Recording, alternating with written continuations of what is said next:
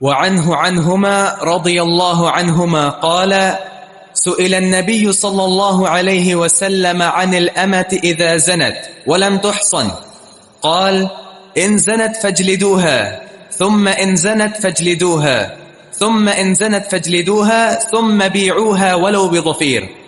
قال ابن شهاب لا أدري أبعد الثالثة أو الرابعة والضفير الحبل. موضوع یہ ہے کہ کسی شخص کی لونڈی اگر زنا کا ارتکاب کر لے تو اس کی سزا کیا ہے.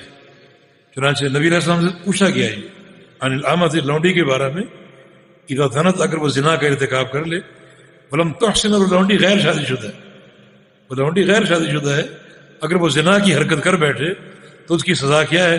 فرمایا کہ ان زنت فجلدوها اگر وہ زنا کر لے تو اس کو کوڑے مارو. ہاں یہ بات احادیث ثابت ہے کہ لونڈی کی سزا آزاد عورت سے آدھی ہے. چونکہ آزاد عورت کی پشت پر 100 کوڑے مارے جائیں گے تو لونڈی کی سزا 50 کوڑے. ثم ان زنت پھر اگر وہ دوبارہ زنا کر لے پھر کوڑے مارو. ثم ان زنت پھر تیسری بار زنا کر لے پھر کوڑے مار لو. ثم بیعوها اس کے بعد اگر وہ چوتھی بار زنا کا ارتکاب کر لے تو اس کو بیچ دو. ولو بظفیر چاہے رسی کے بدلے اتنی سے رسی اس کے بدلے ملے بیچ دو اس کو. اس کی قیمت کی فکر نہ کرو پھر اس کو نکال دو. نکالنے کا فائدہ کیا ہے؟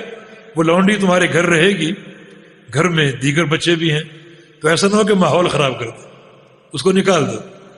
اور ایک ظفیر کے بدلے اگر وہ بیچنی پڑے تو اس کو بیچ دو تاکہ اس سے جان چھوٹے. یہاں اشکال یہ ہے کہ وہ بد کردار تو بد کردار کسی اور کو بیچنا جائز ہے جب وہ تمہارے لیے درست نہیں ہے دوسرے کے لیے کیسے درست ہو سکتی؟ لیکن ممکن ہے اس کے لیے درست ہو جائے. کیوں؟ ایک ماحول تبدیل ہوگا. جہاں وہ رہ رہی ہے وہاں کو اس کا کوئی عاشق ہے جس کے ساتھ اس کے تعلقات ہیں اور وہاں نہ ہو ماحول تبدیل ہوگا اور اس کو وہاں توبہ کا موقع مل جائے. اس کا کوئی آقا اس کا مالک ایسا ملے جو زیادہ اس کی بہتر تربیت کر سکے. اور تیسری چیز یہ ہے کہ جب وہ بیچے گا تو اس کا عیب بتائے گا کہ میں اس لیے بیچ رہا ہوں کہ اس میں یہ برائی موجود ہے. یہ عیب بتائے گا, عیب کو چھپائے گا نہیں. شریعت میں کوئی بھی عیب ہو سودے میں اس کو ظاہر کرنا ضروری. بارک اللہ فیک. ماشاء اللہ جزاک اللہ خیر بلال.